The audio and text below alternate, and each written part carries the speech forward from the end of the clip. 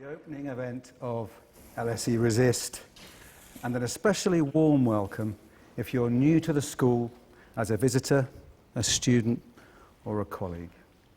This festival, which will continue on Wednesday, Thursday, and Friday of this week, is being hosted by the Department of Sociology at the LSE. And before I say anything more, I'd like to thank my colleague in sociology, Lisa Mackenzie. Where is she? Who had the great imagination and the flair and the sheer determination to organize this incredibly exciting event. Thank you, Lisa. I'd also like to thank her team of postgrad students, Maria Christina, Eleanor, Jalal, Lucy, and Matthew, for working so hard during the past 4 months to get everything in place. And here we are. LSE Resist is a festival with a difference. Besides engaging students and fellow academics, we're hoping to bring some new audiences to the LSE so that we can explore together, and I mean explore together, the distinct ways in which the theme of resistance has been interpreted and understood within academic research. The arts, grassroots activism, campaigns, student debate, and mainstream politics. As you'll see from our website and from the e-zine you've been receiving on your way in, we have a wide range of events lined up, from gigs and movie screenings through exhibitions and workshops, a light show, and some great lectures. First, a request. To close the festival on this Friday at 7:30, we'll be hosting a lighting installation entitled Project Resist. But in order to do this, in order for this to work, we need your help. As a means to engage people, to think about what resistance means to them, and to explore how practices of resistance feature in their daily lives, throughout the course of the festival, we're asking all attendees to answer a simple question. What do you resist? We're encouraging responses ranging from one word to more detailed elaborations. They can be witty, wise, or anything in between. The answers will then be shared with the wider public on the last evening of the festival by projecting them onto the facade of the new academic building.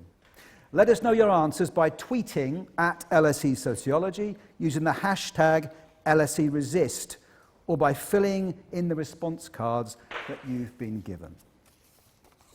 And all of that brings me to tonight's speaker, Vivienne Westwood.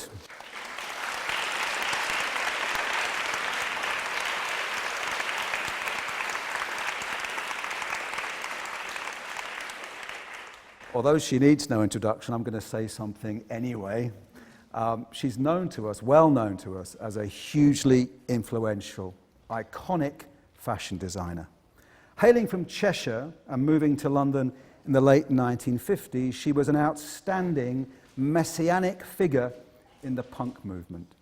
She's fiercely independent and original designer who's resolutely done things in her own way, refusing to be absorbed into a wider system or industry ever since that time. This is not Vivienne's first foray into academia. She has honorary degrees from Heriot-Watt and Dundee universities and the Royal College of Art.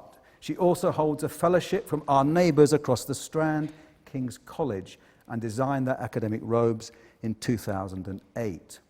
We are what we know, she said at that time. And it is in this spirit that Vivienne joins us here tonight at the LSE. She's no stranger to political activism, and her genius for the radical gesture was captured in 1989 when she appeared on the cover of Tatler magazine, dressed as Margaret Thatcher, with the caption, "This woman was once a punk." She's been involved. My acting ability was really good, yeah. She's been involved with CND and Liberty, and most recently through her Climate Revolution team, the Climate Movement. Vivienne dedicated one of her 2013 collections to Chelsea Manning, and is an ambassador for the Trillion Fund, an equity crowdfunding platform raising money for environmental and social projects. I'm quoting now, "We have the choice to become more cultivated and therefore more human," she said in the 2007 manifesto, Active Resistance to Propaganda. Because if all we do is muddle along as usual, we will remain the destructive and self-destroying animal, the victim of our own cleverness. On that note, please extend a warm LSE welcome to Vivienne Westwood.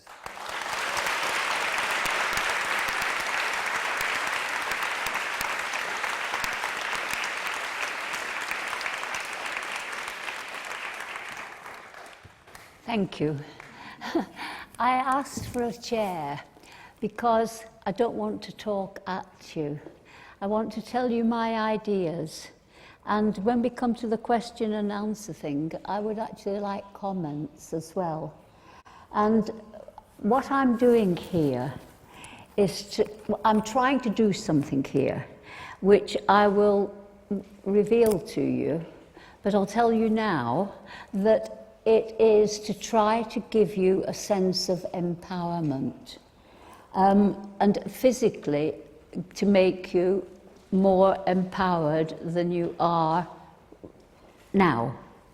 Because the whole place I've arrived at in my thinking, I'm very good, what I've been trying to do, I'm going to go into the history of how I became an activist, but I'm good at giving the complete picture. I'd like to explain that later on. And the complete picture at the moment, if you can get it in one sentence, that's what I've been trying to do. And the complete picture is, sorry, I keep looking at you all the time.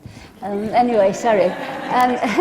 Sorry, I don't know. I can't help it. It's not your fault. Anyway, but the complete picture is that 1 million control 7 billion. This is what globalization means. I mean, before, like in the Renaissance or whatever, you know, they just discovered America. There were places to go. People could do things. Now, you can't do anything except under the control of the whole system of this planet. And this planet is actually killing us because the 1 million people, they control by means of so many photographers and people, they control by means of the rotten financial system. This is their power, because we all have accepted this financial system for the last 300 years. And the system is saying that what's good for business is good for everybody. And actually it's not at all. And we've come to realize that, because what this system does, it means that the 1 million people who control it, I'll tell you who they are in a moment, but they can siphon off the profit. And what we see now is austerity, which is the other end of it. They need austerity and people being squeezed and squeezed in order to get the profit out. And the profit was more easy to get at one time, but now the world, I believe, is bankrupt. And I want to talk about that on Wednesday. It's nothing to do with real wealth. It's to do with investors passing the parcel, investing in these empty flats in London that are going up everywhere. Meanwhile, they pull down the social housing. It's not that they've got value in themselves. They've only got value in order to pass them on. And this is what the whole economy is based on. I mean, everybody needs a home to live in. At the moment, nobody can afford these places. They're for investors to keep passing around. But eventually, when the world collapses, which it's going to, maybe there'll be people sort of occupying these buildings. I don't know how it's ever going to happen. There'll be gated communities and anyway, and warlords, God knows what. But I'm just talking to you, see. I didn't intend to say that just yet. Because one of the things we've got to do in giving this complete picture, which is denied to you on every level, I'll explain, but to give you the complete picture, I think we have to do two things. We have to imagine what it's going to be like, you know, within your lifetime possibly. Nobody knows exactly how quickly it will happen. Let's just say that right now I'm here because I have hope that we're not too late. And so we have to do our best in this situation. And that's why I'm here. And the other thing we have to promote is the idea of what a wonderful world it could be if we switched from this system which is killing us. Every little animal that the species dies out each day, you know, that means we don't have the biodiversity. And, you know, I mean, and also it's going to get hotter and all this. But, you know, we're all going to die together. And soon. Anyway, so this is something that people avoid. We can discuss why they avoid it. It's mostly to do with propaganda, of course.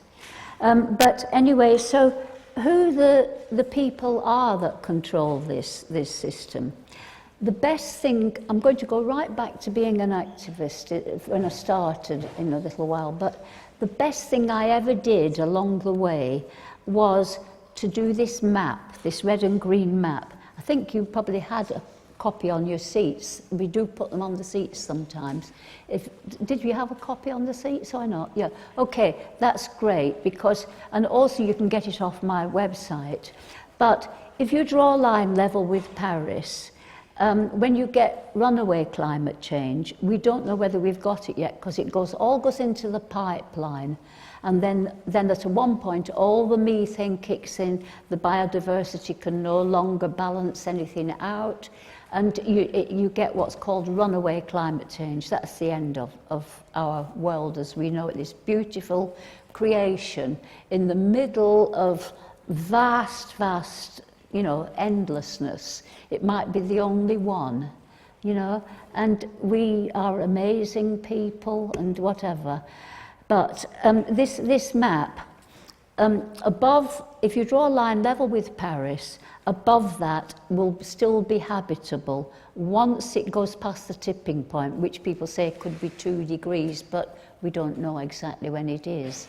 And all we know it's inevitable if we do nothing.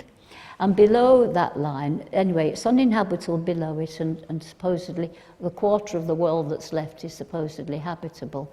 I mean, what will have happened to all the animals? I don't know how. I think one of the things we have to do is really imagine what it could be like. Now then, I know the world is round, and I've just said it exists in this vast space, you know, but I think of the world as sort of flat, because I think of migrants, people like the animals who need to get somewhere else because they can no longer live in the place they were born, and so they try to move to where somewhere might be better. And so I just think that what would this landscape be like? Would it be like a desert with just bones and warlords and people? Nobody will be able to help anybody else, not at all. And I've been talking to the other NGOs, and I'll come to that later on, because they won't be able to help anybody unless we all do something now, which is different than we've been doing up till now, because it's got to be really different. Anyway, so I think that everything's connected, and I think I should just go back to start about where I started being this activist. Okay. Now then, forget childhood and all the kind of things, the questions that people ask you. When did it start? You know, when did you start trying to save the world?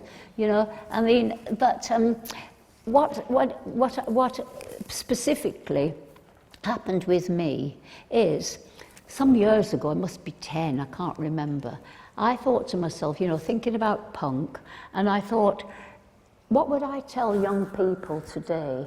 Because my generation was politicised by the hippies. The hippies were brilliant. So what's happening to them now? And now 10 years after when I started thinking this, you're actually more politicised than you were then.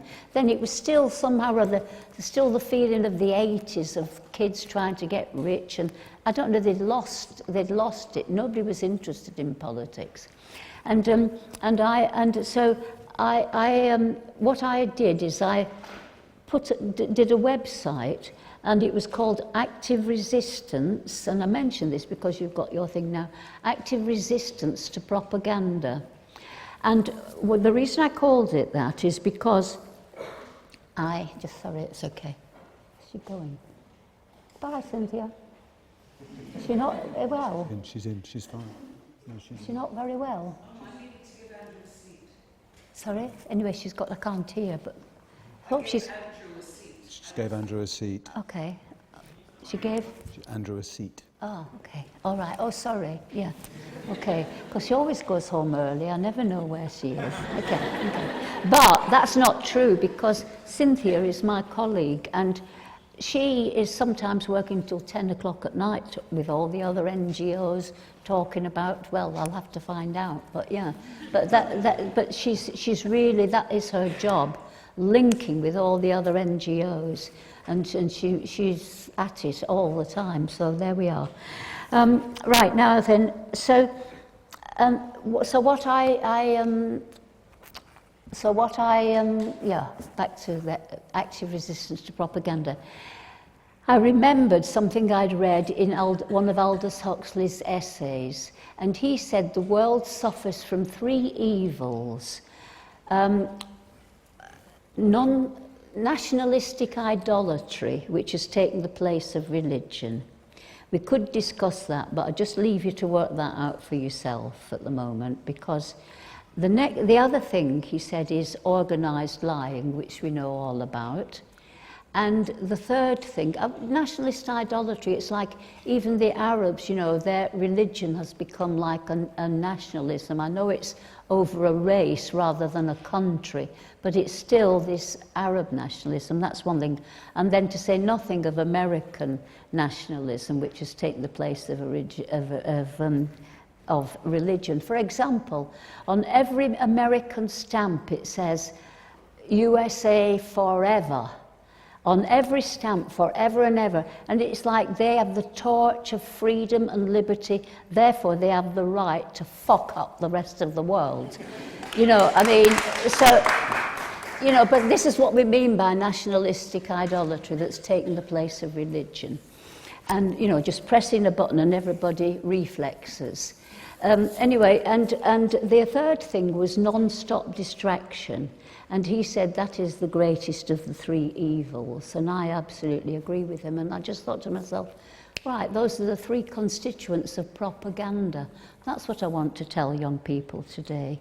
And so consumption, which is the means by which this rotten financial system continues, is a way of you know, non-stop distraction. You just suck up everything. You don't invest in anything. If you go to an art gallery, you put in something. You're looking at a painting. I'm jumping all over the place because I'm just sitting relaxing and talking to you in a proper manner, rather than trying to indoctrinate you in any way. And so when I used to teach fashion in Berlin, I said to the students, I'm not going to teach fashion to people who don't read. So the first thing we did was I told them, go and read. Have you all read 1984? Have you read Brave New World? Whatever it was, we read books. Steinbeck's Grapes of Wrath. You've got to read these classic things that are so important. And we used to discuss books. And then I also said to them, go to the art gallery, because I'm not teaching people who don't go to art galleries if they've got the means to go. And I said to them, what you've got to do is you keep on going to the art gallery, but when you go, first time you go, you've been already, but next time you go, before you go from one department to another, just think, which painting would I save if the fire bell rang? You know, and I said, and if you keep on going, in 6 months' time, you would not choose that painting. because I want to talk about culture. This is why this is how I began as an activist. And and the reason you won't do it is because if you keep on going, you're discriminating. You're comparing one thing with another, and you're thinking, my God, that is not really very truthful. That's a bit melodramatic. I don't really believe that tear in that little girl whose eyes are just rolling up to heaven. I don't quite believe that. That's not what I would say. And you start to really look, and it is the criterion is it truthful or not? That is it. And great art is something, is a vision from the person who did it at the time. And great art, if this is why there's no progress in art. Either it's perfect or it's not perfect. If it's perfect, it's timeless. And it's a view of the world that the person who painted it would have a different view 1 year later. It would be a different painting. You know, you have all got a different view of the world than your mother, or even what you had, 10 years ago, or even yesterday. And so a painting is this direct experience where somebody tries to represent the world. And I'm just going to talk about this a second longer because I love this topic. And the Greeks didn't call it representation art, they called it imitation. And I love that because imitation, they were thinking of theatre particularly as well, miming, something, because imitation is not real. And it's the only thing that human beings can do. Human beings are the only creature that can do that they can represent the world by something that's not real, and in that way understand it. For example, numbers, they're little signs by which you can start to understand something. Everything in your mind, it's to do with your imagination.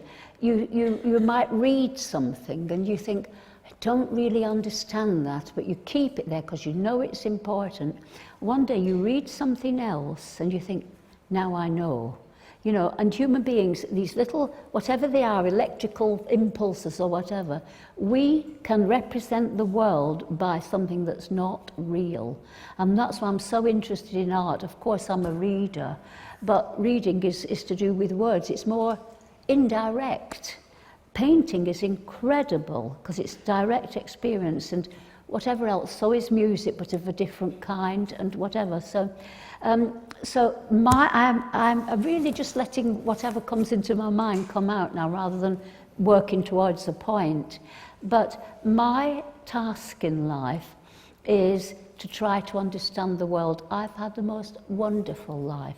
And I have a wonderful life because I owe it to the world to try to understand it. And what Nigel was saying earlier on about human beings, the more civilized we become, the more cultivated we become, that means the more human we become. Evolution is we live in a myth of evolution. We live under the myth that somehow the first little cells that were attracted to each other, by the way, that's a brilliant definition of gravity. What is gravity? Attraction of matter. It's really brilliant. And I remember reading, I'm letting myself just ramble on, but it's really important. I remember reading a book by somebody called Ernst Haeckel around 1900, and it was the bestseller because it gave a kind of view of the cosmos and how everything happened. And he believed in ether. I don't know whether we believe in it anymore, that somehow there's this thing called ether, which we don't even know what it is, but it's something attractive in the universe. And but what he said was that when these little molecules are attracted to each other, it's absolutely incredible how life begins, because they start to sort of form together like this, and they make a mouth and draw in the water in the sea, and then they absorb these other life forms in it and things like this. This is how we develop.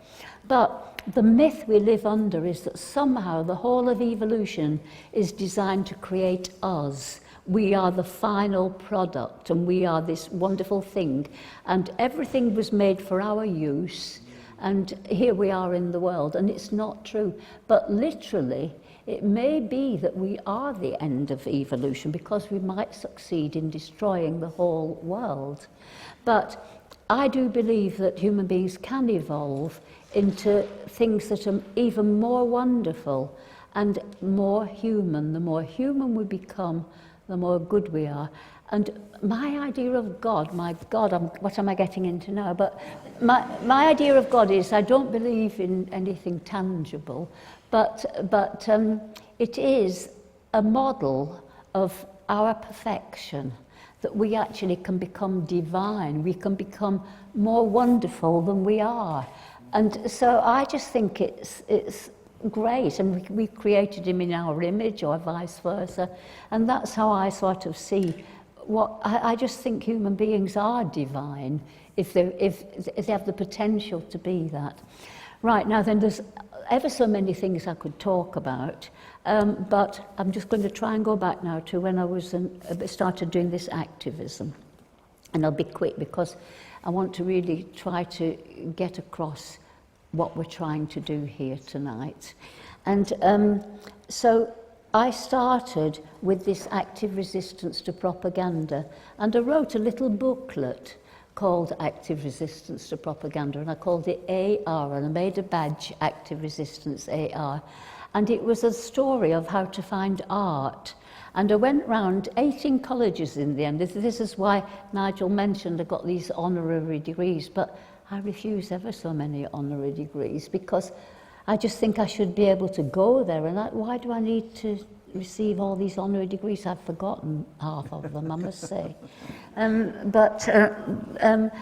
Anyway, but I'm very thrilled, really, all the same. And I went to the universities and to other places. I started at the Wallace Collection. That was the first one I did. Remember, Georgia May Jagger was Alice in Wonderland because she was one of the characters in the book. And it was a journey to discover art. And it was really an attack on what is not art, which is what everybody calls art today. But anyway, so I started there because it was all about we don't have culture, we're not investing in anything, we're just sucking up. It was against consumption. And it was really good, and some of the universities, they made all the clothes, because there's about 25 different characters who all go on this journey to discover art. Anyway, I've forgotten that now. That was some time ago that I did that. And then what happened is that I read an interview, but culture is terribly, terribly important. If we had culture, we would not have climate change. We would be investing in things instead of sucking things up. And we just wouldn't be destroying the world like we did. And I'll just give you an example. My husband, Andreas, he helps me with my activism because he designs more things than I do at the moment, which is really useful. But he also is very interested in it. But he thinks it's terribly important to be a fashion designer. He said to me, if people only bought beautiful things, that would be climate revolution. You know, because that's my thing, you know, so that's what he believes. He just believes that that's something he can do, that he has the talent to be able to do it, and therefore that should be his role in life. He should just do his best, and that's what he can offer people, and what he can learn from being in the world. So culture is terribly important, and obviously I'm assuming that fashion can be culture as well. Right, so now then, so the next thing that happened was that I read an interview by James Lovelock. I won't talk about him because we haven't got time. Don't have time. And he's a very famous scientist. And he said that by the end of this century, he thought there would only be 1 billion people left. And he said we're too late anyway, and what we should be doing is trying to decide how we can live in this world that is the world of the map that I've been talking about. How can we live when there's just a few of us left? But I don't take that view. I think we've got to try and do something. But it shocked me so much, the idea that there would only be 1 billion people left, that even one person could tell you that. Now then, that green map, that map that I've got, that red and green, it's actually a map by NASA. I took the map that NASA publishes to tell you what's going to be happening to us all, and I just simplified it graphically. I just, instead of it looking rather photographic with little bits of, I don't know, different colours and things in it, but nevertheless that was it. The part that's heating up already is the bit. It's the NASA map of what the future will be. I didn't invent it myself, but it's the best thing I did in clarifying it and just telling people this is the complete picture. Nobody's telling you the complete picture. If you know this, you can work everything else out for yourself. And on the back of it, I put the rotten financial system and how it works. And read that, because it's very simple. It's very simple to understand. And if you understand that, you understand how it all gets siphoned off and that it's all a big plan for a few people to rip everybody off and kill themselves in the process. It really is. And so, and the three lots of people who are involved in this, these 1 million people, they're the banks and the conglomerates like Shell, and it used to be Monsanto, they've just sold it off, whatever. And these big conglomerates anyway, and then the politicians who serve them. And they all reflex, they just think if it's good for business, it's good for everybody. It's obviously we can see that that is not true. We couldn't see it 50 years ago. At least some people could, but I never saw it and you didn't see it. But now it's staring you in the face because it's got so bad, because the world really is bankrupt and there's not the real wealth and whatever. But it could be a paradise. This is what I'm trying to tell you. Anyway, so that is those two things, that financial system assessment and that map, are the best things I did because they give you the complete picture. And I'm doing like this, like it's a house roof. It's like the complete picture. You know the world if you understand that. And so that's when, because I said to Cynthia, my friend, that's when I said, Cynthia, we've got to do something. And so we launched Climate Revolution, and I did it 4 years ago at the Paralympics. My friend Joe Rush did the finale for the Olympics, and he makes things all out of scrap iron, and he had great big war horses and boats, and what he wanted me to be on was this chariot, and he wanted me to be Boadicea or Boudica, as you did. It had my red hair then, and I said, Joe, get a model, come on, whatever. And he said, it's got to be you. So I thought, how can I use it? And that's one thing that I really try to do all the time, is I use everything that comes to me if I can. So this is something that came to me, and I thought, okay, we're going to declare Climate Revolution, and we did do. I'll just quickly tell you, but I had this dress on, and it was 7 meters of fabric, and I avoided 3 dress rehearsals, so they wouldn't know what I was doing. And we organised that the cameras would be there, because Andreas, he said to these people, he said, Vivienne's got this helmet on and this veil, and she's got all this war paint on like Boadicea, this blue woad. And what needs to do is she's going to lift this veil. So I want the cameras to be there. What we did is, this veil, I had my 2 bodyguards, which was one Andreas and the other one my son Joe. And we've got another son, Ben, who's taking a photograph over there. They had their sticks, their whatever they're called, their lances or their sticks or whatever. And there were 2 little pockets on this thing, and I undid it, and my hands were in the pockets all the time. I knew where the pockets were. And so I undid the string thing and gave them these and undid this thing. And they put their sticks into these pockets. And on the inside, I'd had all the students applique Climate Revolution. And it went all over the world to, I don't know how many billion people, all in one go. It was brilliant. Anyway, I want to tell you that since I've been an activist, that's 4 years ago that I did climate revolution with Cynthia and everybody.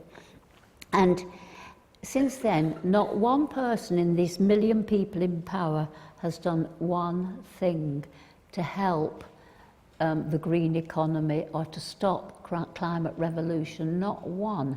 In fact, they've done the opposite, subsidise the fossil fuel industry, the taxpayer will pay for it. It's just incredible how nobody's actually done anything. Somebody just asked me today, I just did an interview before I came, you know, what about all these talks and these people who've all agreed?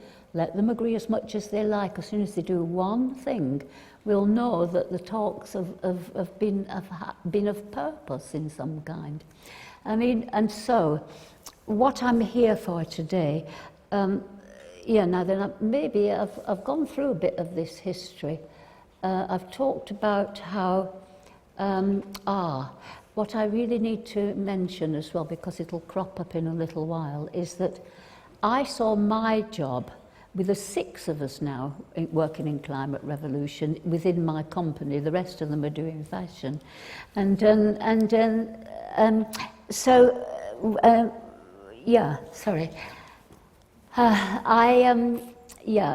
My job, I said, is to clarify things, because I'm good at that, and that's what makes me a good fashion designer. I get the epitome of what I'm after. I get it eventually. And I'm a very literary person as well. All my clothes have to have a story. But anyway, that was my job within Climate Revolution. I'm the one who am very good at analysing things. Where are we up to now?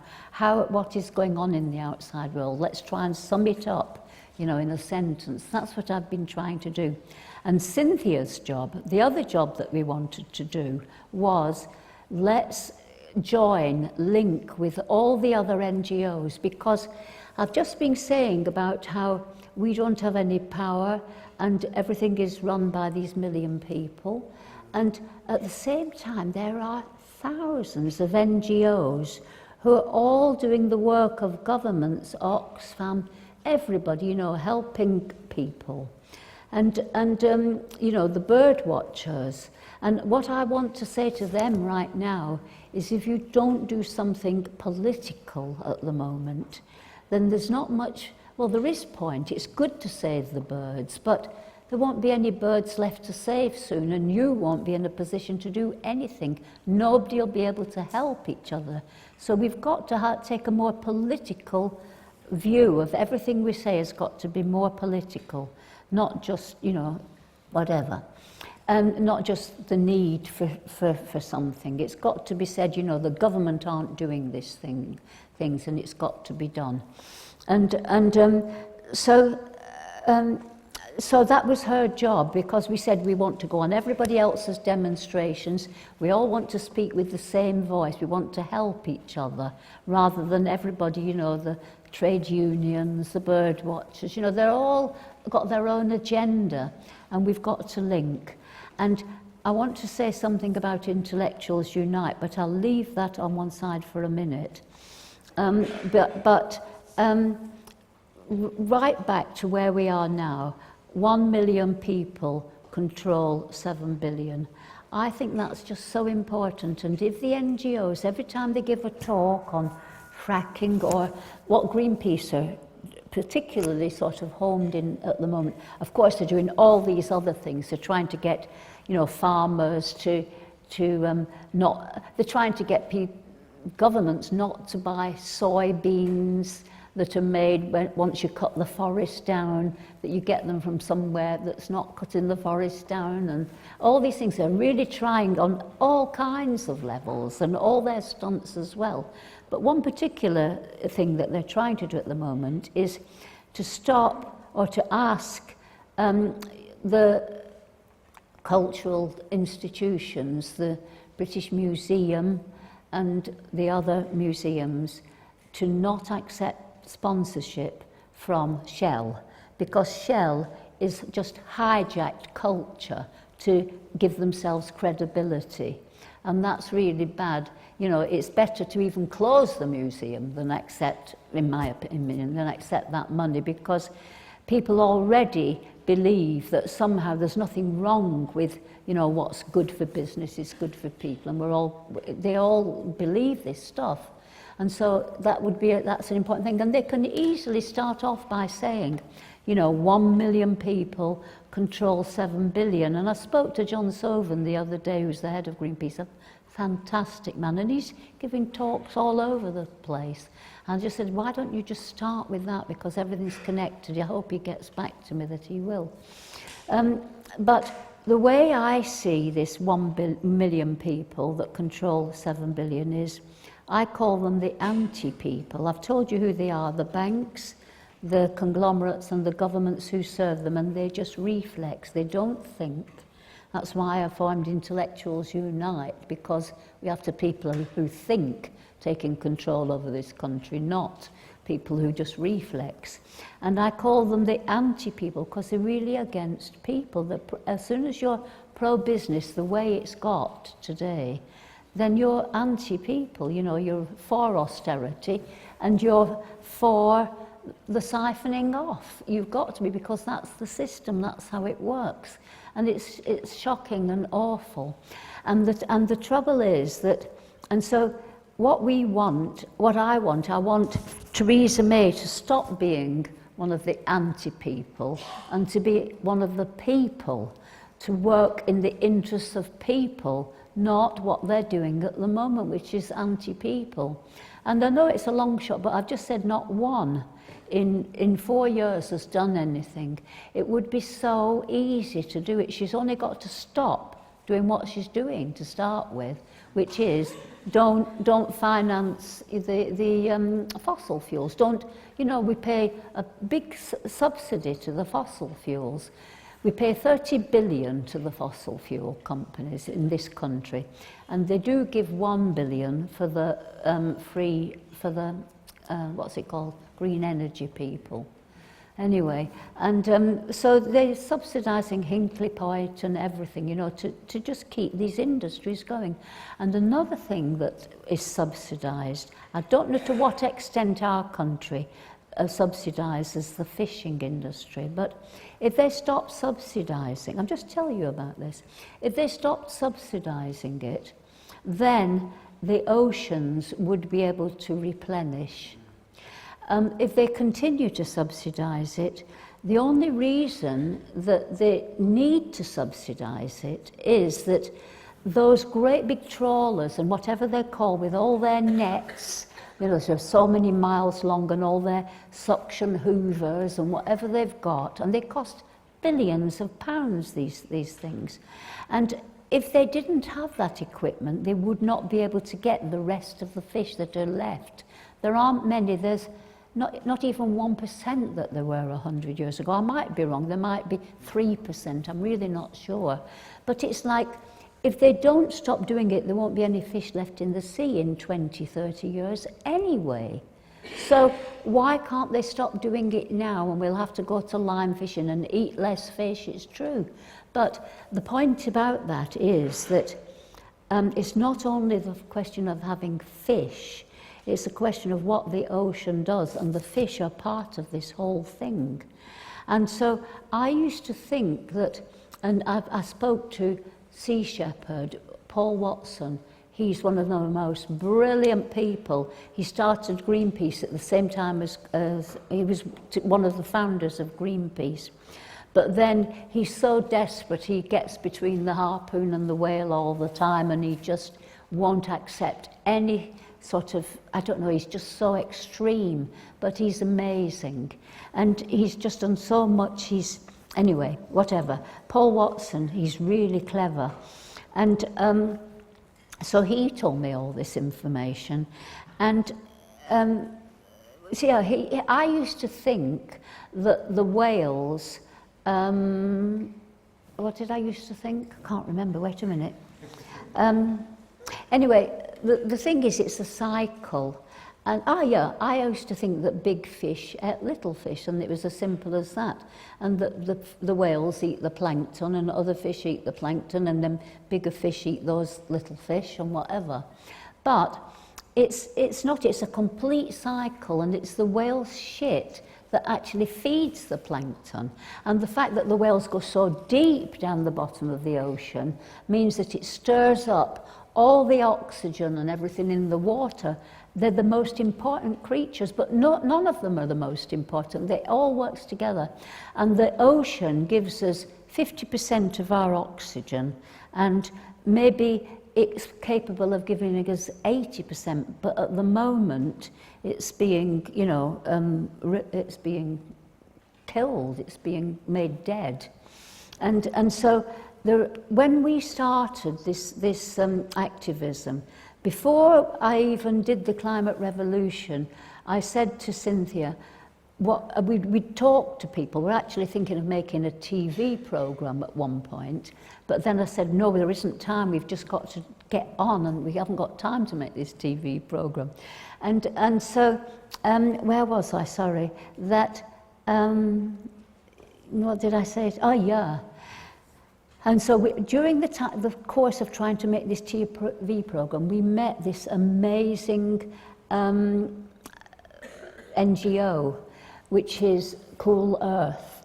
And at the time, their budget for saving the whole equatorial forest was 114 million to save the whole equatorial forest. Now then, at that time, I was speaking to Prince Charles. I'm a big, big fan of Prince Charles. He's done more than any single person I can think of to help this country and to help do something about climate change as well. But I said to him, how much does it cost to save because he was trying to save the rainforest. And you're talking to people like the World Bank, and they've been given all this money that they're sitting on, and they don't know what to do with it. And this has been going on for years. They haven't spent any of the money that's been sent to them. World Bank, please do something about the rainforest, sent by countries even. All they've done is spend it on meetings. They've not saved one tree. And I said to Prince Charles, how much does it cost? And he said that it cost, or it could have been his deputy. I don't know whether it was him particularly who said it. I think it was. And anyway, but the answer I got was 30 billion. And I thought, well, that's nothing compared to, I've just told you, they spend 30 billion subsidising the fossil fuel industry in this country. And I thought, what? You can just save the lungs of the world for that amount. And then I met Cool Earth, and they gave me a budget of 114 million. And I've been trying to raise money for them since then. And I don't have 114 million, else I would give it to them. I don't have that much money. And and it's so difficult to get money to help them, but they're doing very, very well. And I've just mentioned Prince Charles, and I don't know much about the Queen because she doesn't reveal her politics much, but she is helping. She has asked the Commonwealth to adopt the Cool Earth model to save also their forests as well. I think, anyway, but Cool Earth, what they do, they work with the indigenous people, and they don't buy the land. What they do, the indigenous people came to some people that they knew, and it always, one person's connection made it with another. And so what they do is they don't buy the forest, but they do invest in that one tribe the amount of money that they would have got from the loggers. And that means they help them to build schools, they help them with their coffee, and their communications, and just all the time there. And so there's these queues of people in the rainforest who want to join to ring fence the forest. And Matthew Owen, who organises all this, and I said to him, and he says he's really on target, we're on target, we're getting there. And I say, yeah, but if you got that money, now, couldn't you go a bit quicker? And he said, yeah, sure we could, So, but it's incredible what they're doing. Anyway, so there's so much that could be done. And I think that I've more or less come to what I wanted to say to you, because I think it's such a brilliant analysis to say 1 million people control 7 billion. Because this is really true. because the same, you know, you've got Putin in Russia who manages to stay in power. You've got Mugabe in Africa who manages to stay in power. You don't need them in this country because the same people get in power all the time. There's nobody else to vote for. It's probably worse in America. You know, who do you vote for? But they're the same people because they're locked into the rotten financial system. Even if they would be trying to be good in some areas, like Obama was, you can't do anything because it's completely locked into this system, which of course includes the arms sales and everything. And can I just say that, I have nearly finished, Nigel, but can I just say that when I say that everything is connected and it's all caused by the rotten financial system, we've got migrants, and people today are saying, well, you know, we want to support the real migrants that are having to flee from Syria, but these other ones, we're going, in fact, I read 2 months ago that in the 2 months before that, Turkey had shot 60 people who were trying to cross the border. And when I first heard about all these migrants, you know, and Italy passed a law which said that they are no longer morally responsible for rescuing people who've got a problem with their boat who are a migrant. I think they didn't carry it out. I think they do still rescue them. But at that time I thought, yeah, at the moment they refuse to rescue them, soon they'll be shooting them. You know, and that is what will happen. And what's more, this thing in Turkey, I just read it like an item of news. It's like it was mentioned, and then the next thing comes along. Could be, you know, like, what's she called? Brangelita has just stopped. That could be the next item, you know what I mean? It's like an item that we accept because we never see the complete picture. Anyway, so the reason I mention these migrants is because I want to say that war is something that is attached to the rotten financial system. And so there is no difference between people who can no longer live where they were born for the reason that there's no water there and they can't live there. And the people that can't live in Syria because they're being killed every second. You know, their little babies have just had their arms and legs blown high. Goodbye to that, you know, let's get out of here. And so war is fought for land and for what's in the land, and also for cheap labour. Just like wars were always fought to get slaves and captives, you know. And so it's all attached to this rotten financial system. It's all part of it. Now then, what I want to do here tonight is, I've just said we don't have any power. There is no opposition to these 1 million people. None. I don't have any way to oppose them except by talking to you. And that won't make Theresa May do anything. You know, and you just see it all the time. There's so much opposition to things, you know, fracking. There's been so much local opposition to things, and people just don't listen. The government's just given out all these permits, you know, for all, I don't know how many, 30, 40. I didn't know. We were fighting a company called Quadrilla. And we won in Blackwell, not we, but the nanas who were up there. They did this brilliant job, and the council refused to accept Quadrilla to frack the land around Preston. And so, where am I? Sorry. Yeah, I didn't know that Quadrilla was part of British Gas, even though it's got a special private investment in it. It's part of British Gas. It's like a national thing. And they're fracking when they don't need to, just for investors. All right, so what I wanted to do is, can we find a way to become empowered? And I thought that we will now take a break and we'll give out this paper which says, you know, the world is run by 1 million people, run 7 billion. and that we're in opposition to it. But you don't need to just say it. You can just say, I've forgotten what it says on it, we ask you, Theresa May, to favour the green economy. That's all we're asking. We're not asking her to do anything more dramatic, but in fact it would save the world. I think England is the best place to start. Maybe even leaving the EU might be helpful, because then we don't have to sort of keep talking to them. We can just make the decision on our own. I don't know. But if we started here, I think it would influence the rest of the world. We're the biggest friend of America. You know, it would have such an influence. And you can only deal with one thing at a time, and that is, let's deal with our own country and see if we can make it a green economy. And so we've got to work through government. You can't do it yourself. They ignore you. You've got to build up such an opposition that they take notice, and that we do make it happen.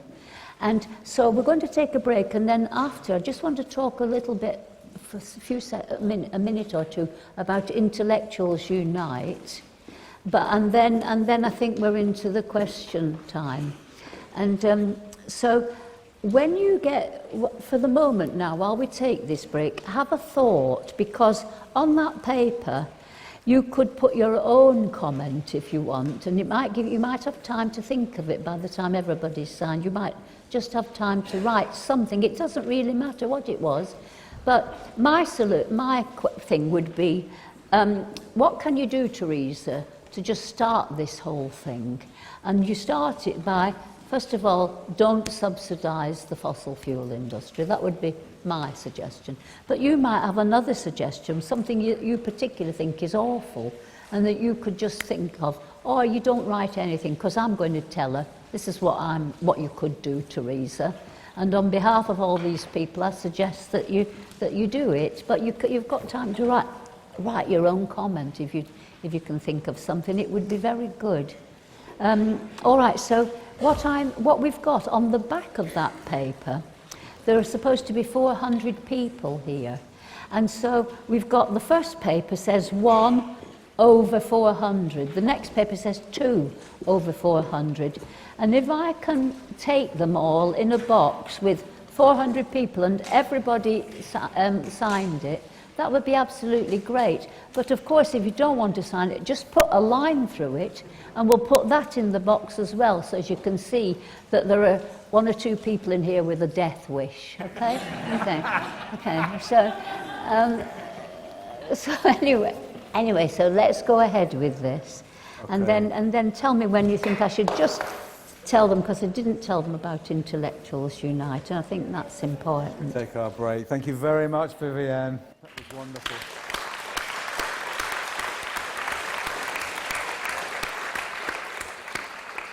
But I think it's a great idea to give you you are empowered, you have voted, you have a voice, and I've got 5 more of these talks to do, because we've just published the diaries that I was writing.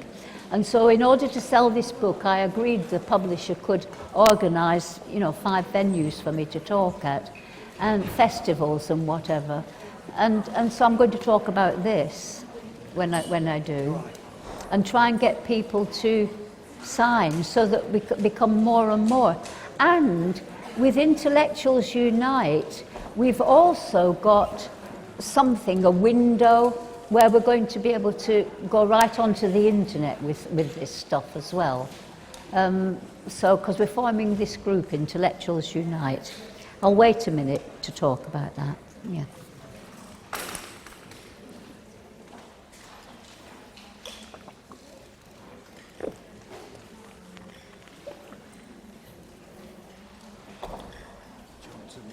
People to talk? No?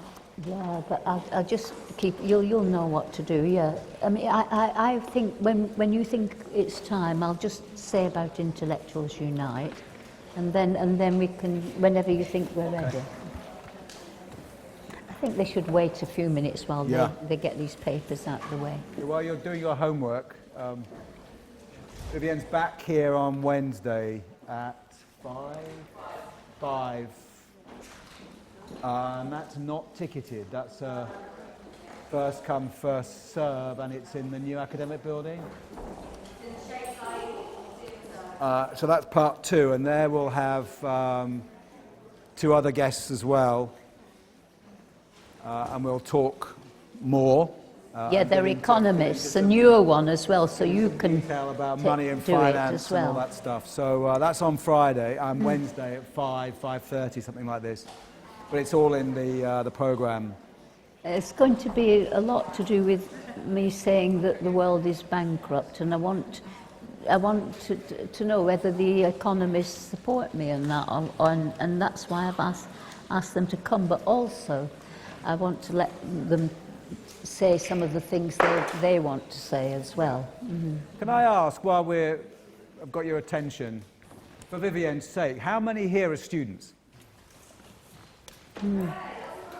Great.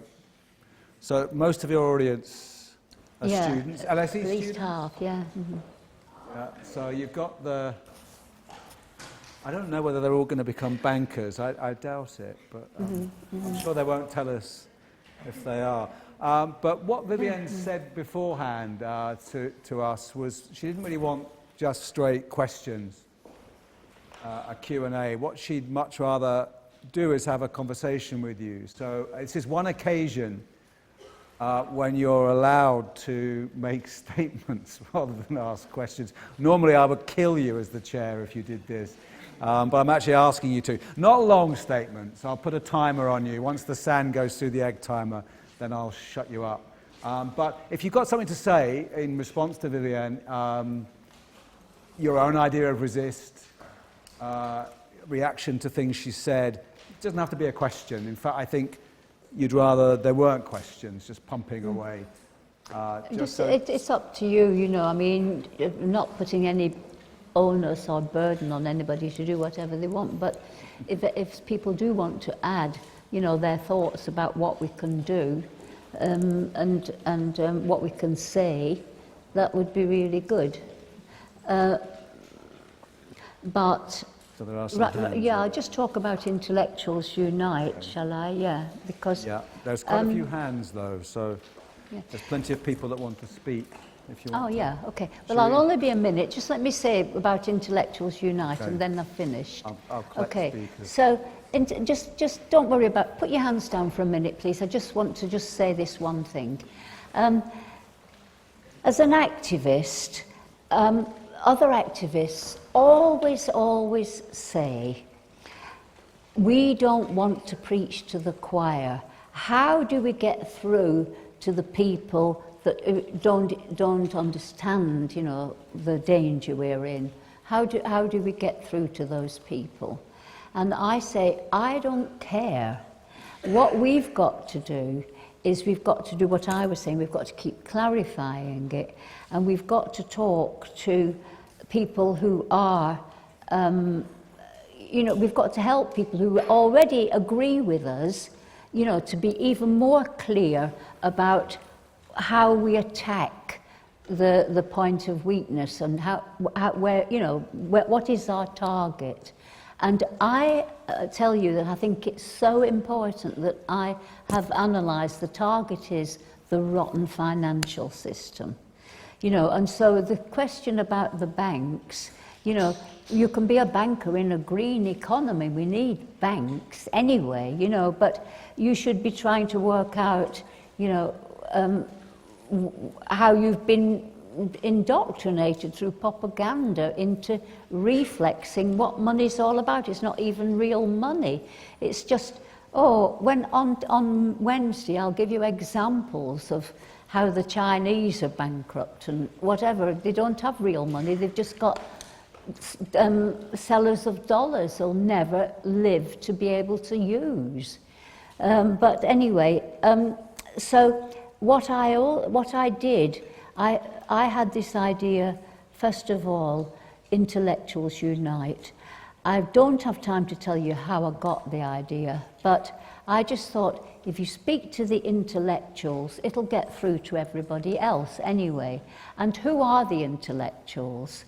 And I decided to start in the colleges because then that's where the students are who wish to be intellectual, but everybody who cares about the world is an intellectual. It's actually open to all, you know, and it's about the importance of culture and not about consumption and about you put in what you get out. You know, it's about that. So, and I also want to rehabilitate, I don't know what the word is, the idea of the intellectual. At the time of the Renaissance, they were the most respected people in society, and it was a very vibrant and vital, progressive world, and full of wonderful art, by the way, and humanists. Those were the intellectuals, those were the people that were respected. And so, you know, it's a very good thing to be doing, and we should be proud of being intellectuals and tell every little kid in the street who wants to help make the world a better place, come with us, you're an intellectual, you've got to help us, you know. So that's what Intellectuals Unite is about. But then I thought, we don't have time, and that's when I said, NGOs, you've all got to help us, you've all got to be part of what we're trying to do. That's it. Thank you. Thank you. Brilliant. Okay.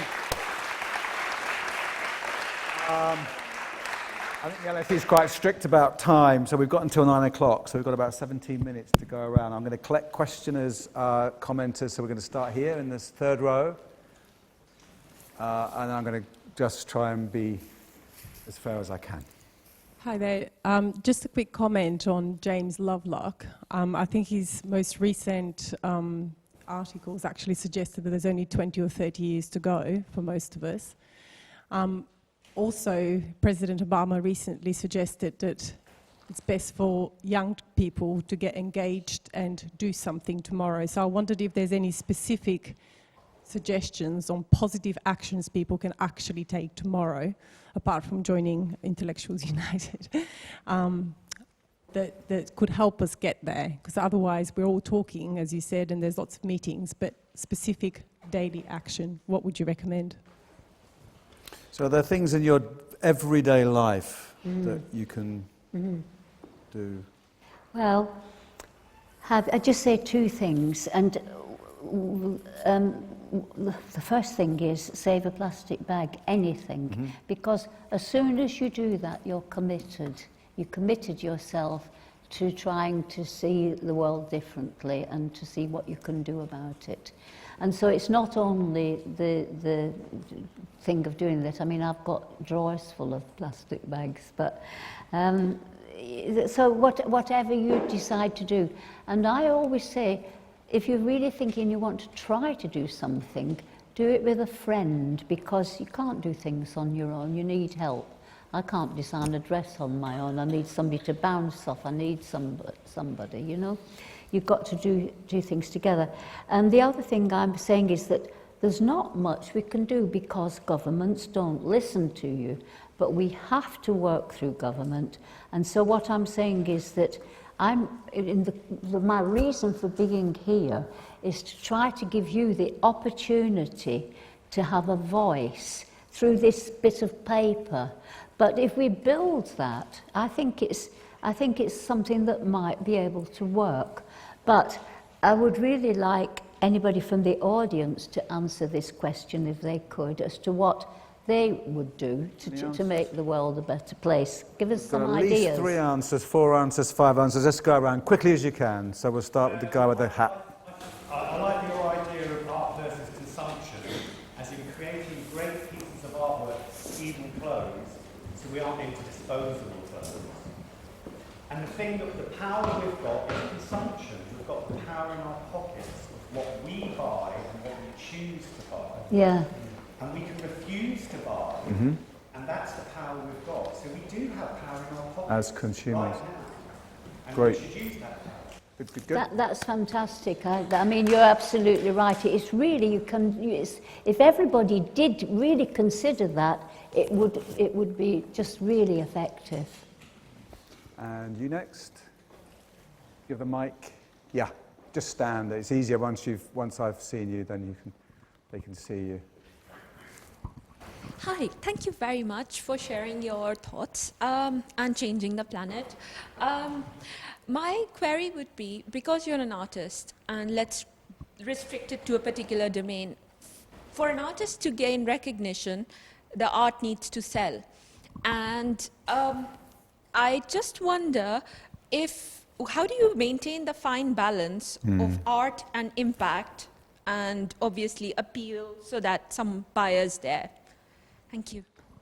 So how do you, I mean, you're in business. Yeah. So I think the question, tell me if I'm wrong, is saying how do you balance your business aims with your Well, ethics? it's a very, very simple answer, and I think this should apply to artists too.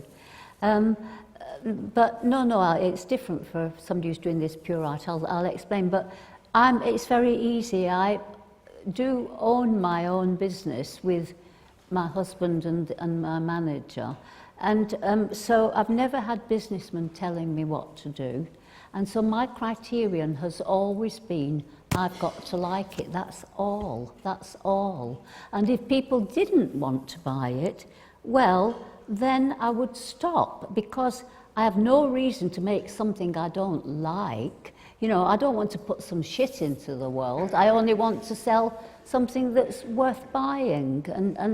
And I hope to make my business a much better business than it is at the moment, because it's expanded too much and I don't have control over it, and I've quite a battle with my manager.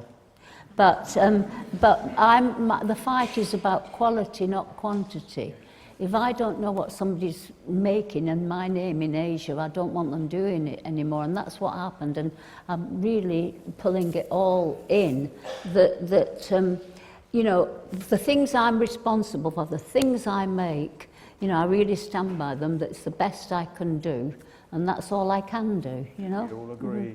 Okay, we've got two. I'm sorry, I'm hogging the scent here, but we've got two I here. think for an artist, as well, you've got to stop thinking about the money. You've got to think, am I really being true to myself? That's all you need to do. And if you're not, then don't do it, Okay, we've got another two lined up, so if you just fire away. I just wanted to go back to the question of what we can personally do, and to reiterate what the gentleman in the front said, and that's just about the choices I think you make.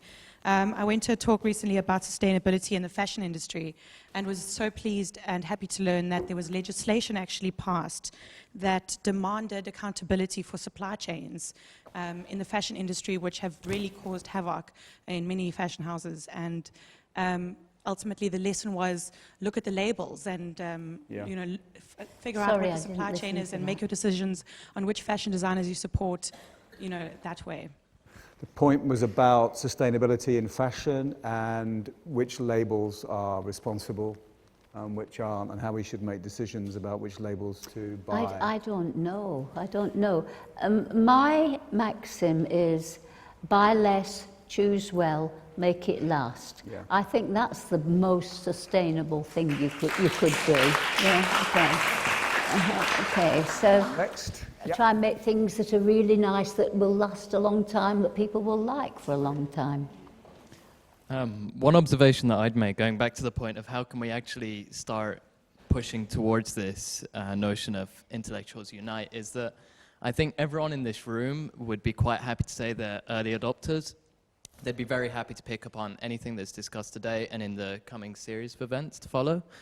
One observation I'd make, though, is that I think we need to find a better way to engage the reluctant joiners, the people who would be able to contribute a lot, but don't really have that incentive to do so. And I think to an extent that may even involve having to talk with those evil three, so to speak, the conglomerates, the politicians, and so on. So that's the observation that I'd make. Nice. Please tell me. Nice I'm point. going deaf. He He's has pragmatic. to repeat everything. I'll just summarise his position. There's somebody up there. But what did he say? Sorry? He was saying, well, it's not. You he was don't need saying to it's tell one me. thing to talk to people that are already convinced. It's Yeah. another to bring the reluctant people along, and we probably do need to talk to No, conglomerates. it's up to you. You're the ones that have to spread it. You know, I mean, I can tell you, and then even just in a general conversation, you're going to hopefully have a point of view that's a bit more clear now than it was, you know, yesterday. I don't know, and you'll be able to influence people's, and of course, what you think influences what you do as well. So it has an influence on everybody. Yeah. Mm-hmm. We have somebody up there, because we do have an audience up there. So. Hi. One of my reservations about your idea about uniting NGOs and intellectuals and everyone, basically, is just that because it's such an issue that we're detached from because it's so far in the future and it's such a macro issue, how are people ever going to get to the point where they put their own relatively micro issues to the side to start tackling this? Because, for example, you talked about migrants and refugees. How are NGOs that are focused on that ever going to put such a direct, active, like current issue to the side to work on such a macro issue? That's a difficult one. I mean, try to summarise. I mean, there are the massive issues you're discussing. How can we expect NGOs to focus on those rather than on the more immediate things that they're interested in? I want them to focus on the immediate things. All I want them to do is to start off by saying, or at some point in whatever they're telling people, 1 million people control 7 billion. They control it through the rotten financial system. Everything is connected. This is connected to that. You know, don't do this or do that. It's very simple. That's all I want them to do. And then we're all speaking with one voice. Great. So we've got 2 over here. We've got person in the 3rd row and the person in the front row. And yes, I've not forgotten you. Hi, Vivienne, nice to hear your talk so far. You've talked about this rotten financial system. What do you see the role of transparency, financial transparency in helping to bring about a better world? Like, should all governments open up their bank accounts for everyone to see, for instance, as an idea? I might have to ask one of our economists or even Nigel to answer that, if you don't mind, because it's too sort of a bit esoteric. But when he answers it, I might get the general idea of what you're trying to say. Transparency, I mean, I just assume that there isn't any, but I mean, I don't know. But you think it's important that we know as much as possible about. I don't trust any of these 1 million people to tell me anything that isn't a lie. So even when they're showing us their tax bill, you're not particularly persuaded that. Well, I mean, who would be showing us the tax bill, for politicians. example? Sorry? Politicians and.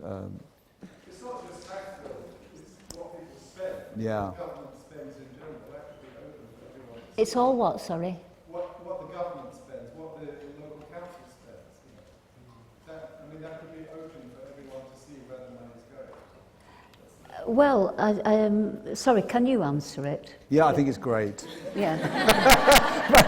I'm very conscious of the fact that we've got 6 minutes left, They should be transparent, you mean? Yeah, Yeah. I agree. Yeah, of course. Yeah. Kind of a no-brainer. One of the things that you can do to make the world a better place is come to Heathrow on the 1st of October for a mass day of action at 12 p.m. to highlight the massive social injustices around aviation expansion and to ask our government to stay grounded in climate science and stop airport expansion. If you could all pledge on hashtag stay grounded, that would be great. Thanks. Sorry, I didn't hear that either. Heathrow, it's a Heathrow, what date? The 1st of October. 12 p.m. 1st of October. It's a demonstration at Heathrow. Climate change. Okay. Yeah, is it? And do you, how many people do you expect to go? How many? 400, yeah. Because it's really great. I mean, every demonstration's worth doing. And I'm just trying to also do something here which somehow will make governments listen. That's the thing, they don't listen, but we nevertheless should keep on demonstrating. And we should also be all trying to speak with one voice. I, for example, would really like to talk to the trade unions now and to Jeremy Corbyn, because he's not green enough, and I think that's the answer. Okay. You know, yeah. They someone- certainly get more jobs for people. Yeah. Hi. I hope I put this across well, but you speak about sort of making the people at the top accountable, but at the same time we have a lot of power with supply and demand, and you speak about the fishing industry and the methods in which it's done. But very simple movements like cutting down meat, fish, dairy and egg consumption will dramatically cut, for instance, the number of fish that are trawled, and also will save the rainforest. Can I have your opinion on the statement that you can't call yourself an environmentalist without having a plant-based diet? Without The having... statement that what I heard it all except the last thing. What? A plant-based diet. So you can't call yourself an environmentalist unless you have a plant-based diet. Well, I have a plant-based diet. I will never eat meat again. At one point, I used not to eat meat, but then socially you go out, you know, and nobody cooks nice vegetarian food. I don't know one good vegetarian restaurant, actually. And so you just have to have sort of side dishes in a normal restaurant, normal meat. If you're at an airport or anywhere, it's so difficult to find food that isn't meat. If you want a sandwich, it's really difficult. And so, yes, I absolutely do think that's who I am, and you're right. If people stopped eating meat, we would solve everything. It's the second biggest polluter in the world, and of course it would. But the reason, but what I want to say is, sorry, when I used to go out, I would think, well, this little animal got killed for me, so I'm going to eat it anyway, because it was on my plate, not just send it back to the kitchen. But I don't do that anymore, because I actually think it's bad for you. The statistics in people in China who've started to eat it, diseases that they suddenly get, and apparently the combination of bread and meat is the worst thing, but meat is really bad for you. It stays, your body never gets rid of all of it. It stays in your body, it impacts in your gut like clay. The record is about 40 pounds of clay in a gut, you know. I mean, I wouldn't eat it, but I do it for the animals. There's a fantastic video. Somebody from me might be able to tell me who it is. It lasts for 5 minutes, and there's this businessman, Australian businessman, and he just talks about cruelty to animals. And if people would only respect animals, that they suffer pain and everything, if only we would do that, everything would change. You know, and he actually goes through the whole world and says if we had a truly human respect for animals, that everything would be completely different. And he's right, it's incredible how he just goes through everything and solves everything by saying our attitude to animals, our cruelty, it kills everything. Anyway, but I'm really glad that you did make that point. It's the best thing you can do. I want to say another thing. Cook your own food. If you do that, you're not always caught on the hop just eating all this stuff, you know, that's around, that's all packaged, full of all this stuff that's bad for you. Just everything's so cruel and awful. At least, you know, cook your own food and take it to work with you if you can, you know, even if it just happens to be an apple or something. You say, okay, I'll manage with that. And I want to say another thing, which is that it's very, very good to fast. And I never eat anything till 11:30 in the morning. And you shouldn't eat fruit except on an empty stomach, because it gets in a queue behind other food and ferments, and you don't get the goodness. And a plant-based diet is one that your body processes. It's really good. You get all the goodness out of it. It's a very good thing to do. And so you can eat a lot of raw food in the middle of the day. I have a grater at work, you know, whatever. You know, I don't know, don't buy orange juice, buy an orange, you know. I mean, you don't need the packaging. I don't know. Okay, thank you. Yeah. It's great what she said, but you know, it's difficult to convince everybody. If you want to stop eating meat, the easy way to do it is really stop. Because as long as you cut down, you're forever craving it. I don't like it anymore. Last time I ate some was a couple of years ago. I tried a bit of turkey at Christmas. I didn't like it. Yeah, okay. Yeah. I'm afraid I've got to be boring, and it's 9 o'clock. Yeah, sorry. So one more thing, though, before we go. I mentioned the wall and the lighting show, and the question, which I'd like your answer to in just as quickly and as few words as you can, Vivienne. What does resist mean to you? Well, I told you my first thing, I called it active resistance to propaganda. So you have to find the way to resist. You have to be clever, that's all. I don't know, you know, because nobody's listening. You have to be clever. Thank you very much.